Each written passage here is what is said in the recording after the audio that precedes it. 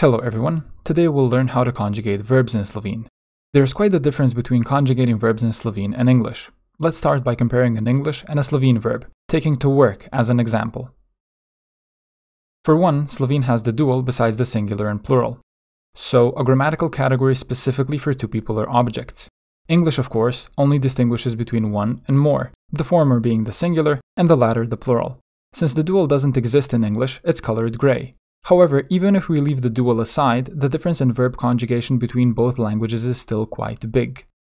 Notice that in English, only the third person singular is different. He or she works. And the rest is all the same. I work, you work, we, you, and they work. In Slovene, things are a bit more complex.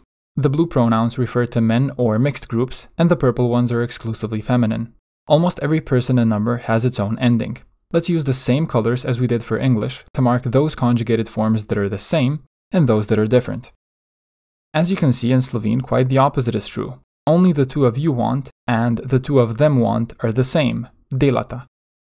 And everything else is different. This is why pronouns aren't omitted in English, but often are in Slovene. The verb itself carries all the necessary information, which makes adding the pronoun unnecessary. Anyway, as you can see, verb conjugation is more complex in Slovene than English, but that shouldn't discourage you. We'll do our best to make learning how to conjugate a verb in Slovene as easy as possible. First, let's have a look at the infinitive. The infinitive is the basic dictionary form of the verb, the one you learn first, before learning how to conjugate it for I, you, he, she, and so on.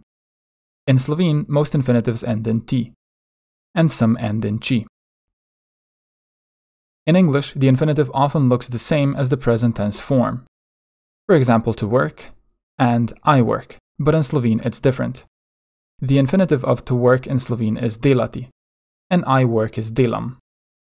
Every verb can be broken down to the stem, that is, everything that comes before t, and then the t ending. In the case of delati, the stem is dela. So now that we know that Slovene also has the dual, that there are many different conjugated verb forms, and that the infinitive consists of the stem and t, how do we know the correct verb form for a particular number and person? Well, since we know the stem of delati is dela, let's just have a look at the conjugated forms of delati and see for ourselves. Delam, delaš, dela, delava, delata, delata, delamo, delate, delajo. As you can see, the endings are m, sh, nothing, va, ta, and mo, te, yo. Now, in an ideal world, you would remove the t from the infinitive and add these endings to conjugate a verb, just like in the case of delati. But the world is less than ideal, and there are many exceptions. This is because the stem oftentimes changes when going from the infinitive to the stem of the conjugated form. In other words, imagine we'd have to switch a letter or two in dela before using it as the basis of the conjugation. This happens very often with Slovene verbs. Luckily, you don't have to focus on any of this. Let's simplify matters. Since the zero ending in the third person singular is weird to remember if you're just learning the endings by saying them out loud, let's include the last vowel of the first three conjugated forms as well. We now get am, ash, a. Say am, ash, a out loud a couple of times. Keep repeating it for a minute or so before it gets ridiculous. We'll call this verb conjugation the am conjugation, according to the last two letters of the first person singular. Simplifying matters again, there are three groups like this in Slovene, the am group being one of them. The three verb groups in Slovene are the am group, am, ash, a, the im group, im, ish, e, and the im group, im, ish, i. Keep repeating am, ash, a, im, ish, e, and im, ish, i until it starts getting silly again. Let's have a look at three example verbs now, one for each group. Znati means to know how to do something. Razumeti means to understand. And govoriti means to speak. So it's znam, znaš, zna, am, ash, a. Razumem, razumeš, razume, im, ish, e. Govorim, govoriš, govori, im, ish, i.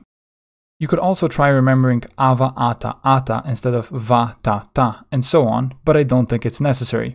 Just remember what's marked in red, and the rest will follow automatically with time. Also, notice how all three verbs here make perfect sense. Znati ends in ati, razumeti in eti, and govoriti in iti. This is just like it was with delati. But remember, we said more often than not the stem undergoes some change, right? So don't get used to it being this straightforward. Let's have a look at 3 examples where this isn't the case. Spati means to sleep. Pisati means to write. And brati means to read. Spati, pisati, and brati all end in ati, but none of them follow the am-ash-a pattern because the stem changes. It's spim, spiš, spi, im, ish, i. Pišem, pišeš, piše, em, eš, e. Berem, bereš, bere, em, eš, e.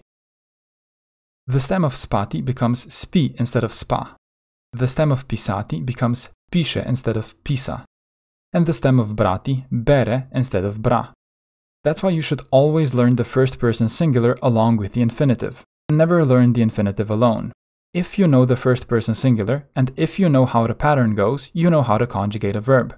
And you'll get to know how the whole pattern goes very soon, since by now you've probably remembered am-ash-a, im-ish-e, and im-ish-i, which means 1/3 of the work is already done.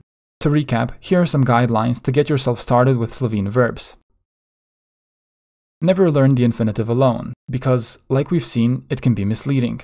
Always learn the form for the first person singular, so I as well. It's the first person singular that tells you how to continue conjugating the verb through all the forms. If your textbook includes the infinitive followed by the first person singular form, it's there for a reason. Don't ignore it.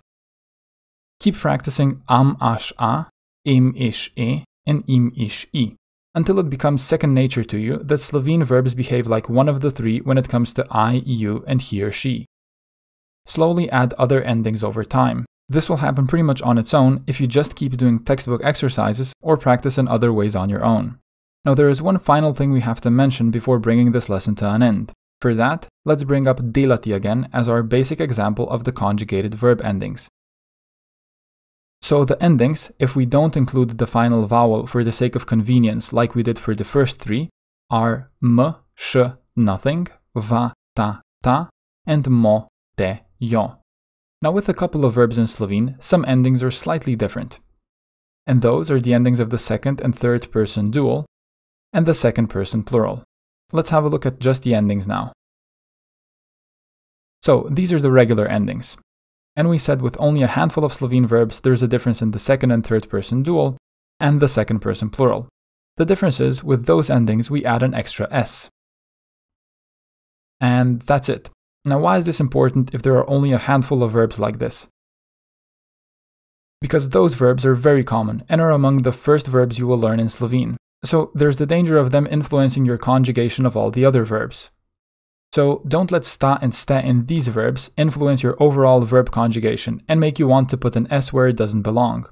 Verbs that fall into this category are dati or to give, iti or to go, jesti or to eat, vedeti or to know, and biti or to be. Let's recap what we've covered today one more time before bringing the lesson to an end. Learn the infinitive and first person singular. Both are important. Knowing the infinitive will come in handy when learning the past and future tenses, and knowing the first person singular is essential for conjugating a verb in the present tense.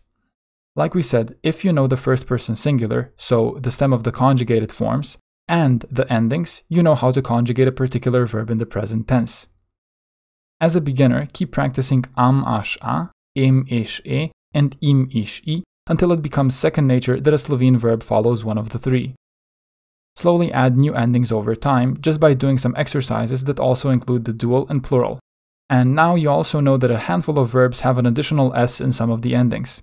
Now that you're aware of that, don't let it spill over to your conjugation of the majority of Slovene verbs that don't have the s. Well, that's it for today. Bit of a long lesson, but I hope it was worth it. Hopefully this lesson wasn't too difficult to understand and you learned something new. As always, good luck, study hard, and aim for the stars.